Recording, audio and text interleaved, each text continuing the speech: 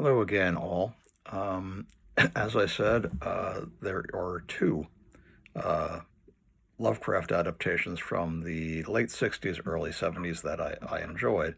And I've already done a video on The Haunted Palace, which is really the case of Charles Dexter Ward.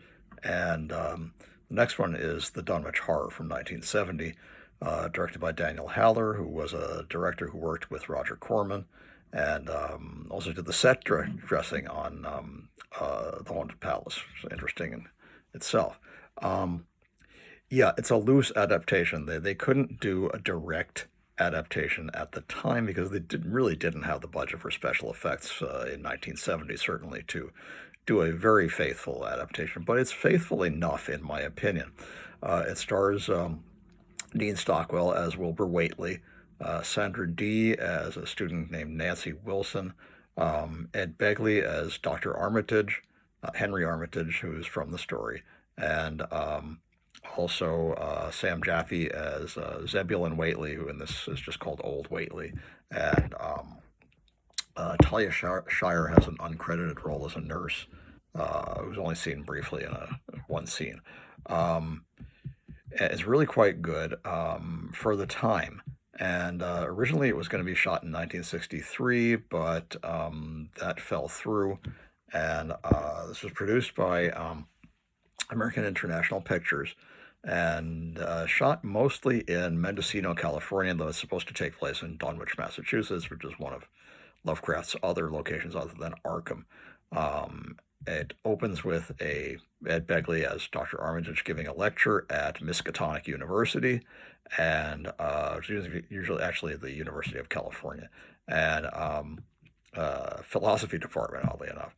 And he's giving a lecture on, the Necronomicon and the Great Old Ones and the whole Cthulhu Mythos. And Sandra Dee is one of his students and is interested.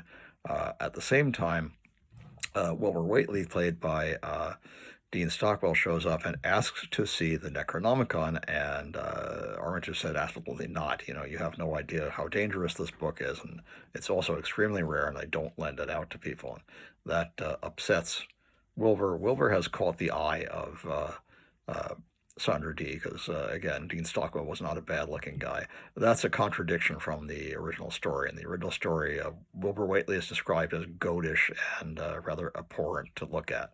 Also almost 7 feet tall, and they changed that. And again, I don't mind that they should. Hollywood takes license with certain things. They added a romance story, which is not in the original, but it doesn't really detract, I don't think, from the overall feeling and the plot and the tension of the movie, which follows the short story fairly well. It's very psychedelic. There's a lot of solarized images, which is when you take the colors and reverse them.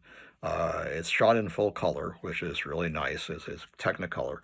And the plot is simply that we start out with there's some really good opening titles, I should say, and an interesting musical score. I don't know who did the music was by Les Baxter, and is really quite good and eerie, and it does play a good role. Cinematography in this was good too, and the cinematography was by, and I'm sorry, I'll get that for you in a second here, Robert C. Glauner, I believe ASC, American Society of Civil Cinematographers. As I said, it starts with the birth of a woman giving birth, and there's an elderly man, and there's two elderly women who are albinos and appear to be twins surrounding her. And you hear her like scream in childbirth, and you also hear whippoorwills outside the room. The whippoorwills are from the story too. Anyway, Nancy meets with like I said, with Wilbur Whateley. She's kind of hypnotized in some ways by him, and he invites her to his home, and she agrees. And her friend says something like, "Oh, you're going out with a weird Wilbur," and Wilbur has a bad reputation apparently in the town, despite the fact that he's not the same character as in the story. But locals don't like him, and when Nancy, he invites her home, he doesn't actually take her home. She drives there in her little, I think it's an MG or a Triumph Spitfire, very nice little sports car. And the gas station attendant says you shouldn't go up to, that Whateley house in the Whateley farm. It's haunted or something like that. She meets old Wilbur, who is very kind of scary. He's this kind of creepy old man, and he says that, she shouldn't be there, and is very enigmatic. He carries this sort of weird cane that has a sort of a Thunderbird symbol on it, and also some arcane, looking symbols.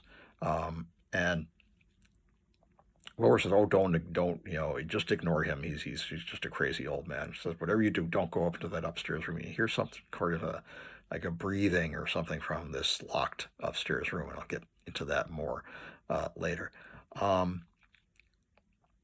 So Wilbur, offers her a cup of tea, and they're just having sort of a nice discussion. Meanwhile, he goes out and takes the distributor cap off of her car so that she can't start it and has to stay the night, which is what he wants. And despite that, they do not actually, they fool around a little bit, but they don't go any further. Then she has a very strange dream. In the dream, she's being chased by these people who are like all naked, and they're dancing around and chanting, and it's very bizarre, kind of a cult ritual, and they're saying Lovecraftian phrases, yeah, Cthulhu, or yeah, things of that sort. And she wakes up and she's kind of frightened, and Wilbur assures her that everything's okay, and he gives her some tea and tells her to go back to sleep. Series of events happen. Again, I'm not going to spoil the entire thing by telling you everything, but what Wilbur wants eventually is to sacrifice her to the Old Ones, specifically Yog-Sothoth, who is the key to letting the Old Ones back into the Old Ones are the Old Ones were the Old Ones shall be. They were this race of gods that was expelled, but waits for people to invite them back into our realm to basically destroy everything. And Wilbur is going to do this because he believes in these beings and believes that they'll give him power.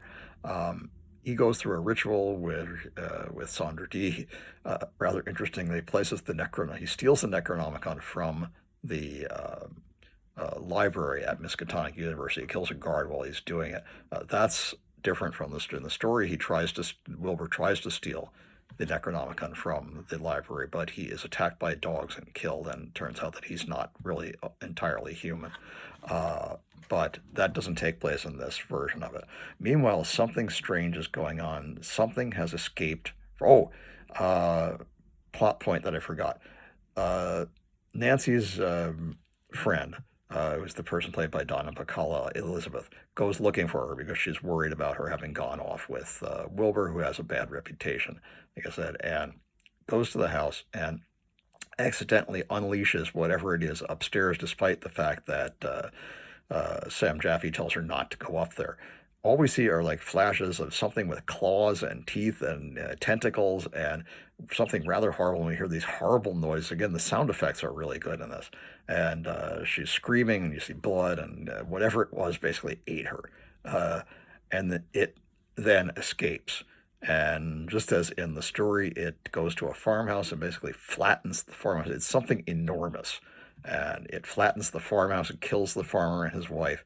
And it's loose about in the town. And now Dr. Armitage starts to realize what's going on. And he gathers sort of a posse. And they're going to go hunt this thing down and try to stop it.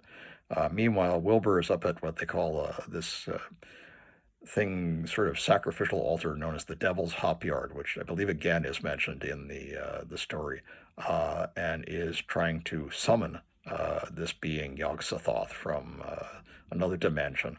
And he's using this ritual where he has placed the Necronomicon in Sandra Dee's crotch and is reading it from there. He had asked her earlier, what do you think about sex? She said, "Oh, I think it's terrific." But she's lying. She's actually a virgin, which is what he wanted. He wanted a virgin to sacrifice to Yog-Sothoth. So he's going about this ritual, and at the last moment, he is stopped by Dr. Armitage, who knows the counter spells from the Necronomicon. He is struck by lightning, bursts into flames, and falls down the cliff. Um, then this other being, he snatches Nancy back and saves her.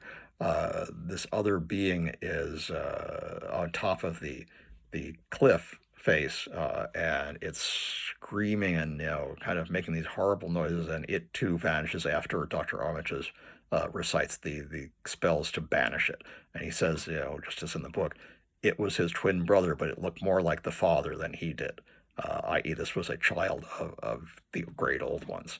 And the last thing you see is as he's leading Nancy away is she's pregnant and there's a baby in her womb. And I thought that was kind of an interesting ending. Not from the book. The character Nancy was not in the book, not in the story, but it follows it fairly well. The special effects are decent for the time. You got to remember this was made in 1970 when they didn't have CGI.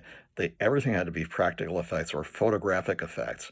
And given those limitations, I thought they did a good job. It follows the story fairly faithfully. There are, of course, differences in the fact that they, updated it to the modern day. But again, the town of Dunwich, which, like I said, it was actually Mendocino, California, looks good. It looks, isolated and strange, and the farmhouse set is very good. Some people didn't like it. They thought it was hokey and that, Dean Stockwell chose the scenery a bit too much, and Begley as well. This was Ed Begley's last movie, Ed Begley Sr. He passed away 3 months after it was finished. And I think he did a very good job as Dr. Henry Armitage. He came across as very like what I thought the character would be from having read the book. I do highly recommend this. I think it's probably the best Lovecraft adaptation of that period, and it sticks fairly close. It sticks close enough to the story that the modernization and the elements like of the romance don't really affect uh, the viewer's enjoyment of it. I don't know if it made too much money when it was released. I think it was something of a flop, and the critics didn't really particularly care for it. But uh, it's still one of my favorite Lovecraft adaptations, and as I said, I highly recommend it. Dunwich Horror, 1970.